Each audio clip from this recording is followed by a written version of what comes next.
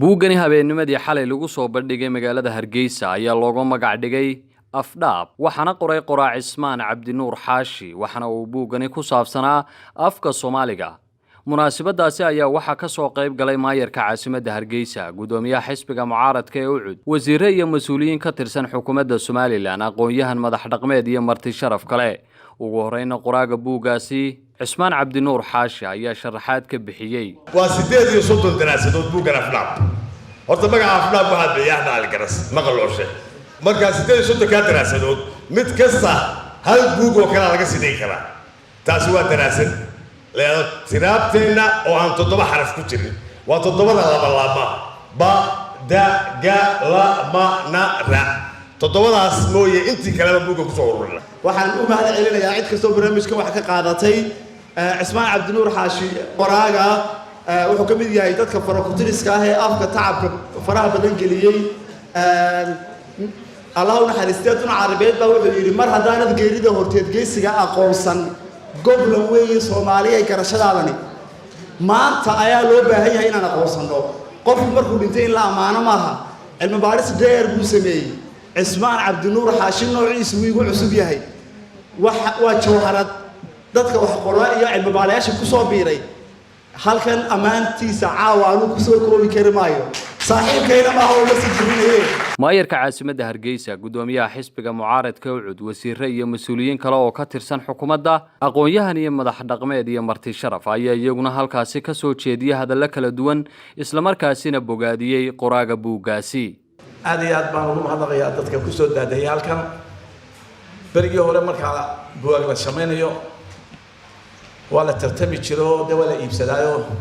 maqalka habaryirteeda hay jirto habaryirta oo injiga iga bixi habarya istamsi hadda maqalka ku yar oo adeera joogo ima fahmiyay ka wala waxaan waa qabyaalada ana kunta qaatay insha Allah ta'ala kunta kolley waxaan soo dhaweynayaa martida waxaan dhiirigelinayaa cid kasta oo qoraal sameynaysa oo ay habboon tahay inaynu ka gudubno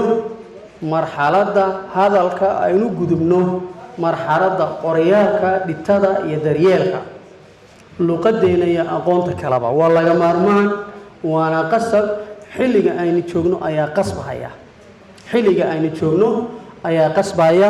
waxaan halkan ka ballan qaadayaa martida soo dhaweynteeda inaan qayb ka ahay diyaarna u ahay wasaaradda horumarinta maaliyadda aan wasiirka ka ahay marka 300 oo buug ayaan qaadan doonaa haddii alla idmo aniguna maadaama wasiirka maaliyaddu 300 oo buug qaaday miisaaniyadana isaga ay qoray waxa uu qorayna waad aragteen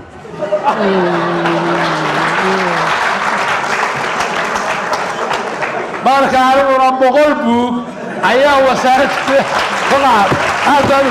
af Soomaaligu kaalin weyn buu bulshada kaga jira inaynu kobcino oo dhiirigelino oo qorno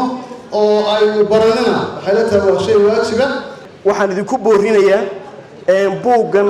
inaad qoraaga abaalmarintiisa ka dhigtaan inaad runtii aad akhrisataan oo aad qaadataan ma aha in Suuriya una yahay qaadashadiisu afkaaga Soomaaliga barashadiisa wixii lagu qoray inaad ilaashato soo dhaweysato runtii waa wax weyn haddii aan gaadmada ka jawaabo maamaali uu wasiirka biyu sheegay hal la magac tagay kacdeeda kurkursatay shirkadda iyadu 500 oo buug bay qaadanaysaa insha Allah anta waxaan wadaa 2 faras iyo 2 geeyo iyo 4 qaado madaxweynuhu markii la yiri geela dhaqashadiisu aad u danaynaya warqaado caana loo raadiyay baan loo soo diyaariyay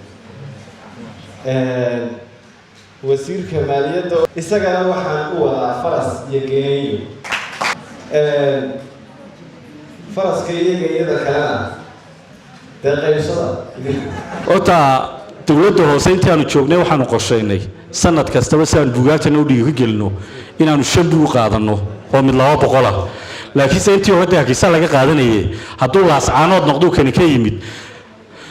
2 buug baan soo daray waxay noqonaysaa 400 buug aad u mahadsantihiin سعيد هذا جامع تلفزيون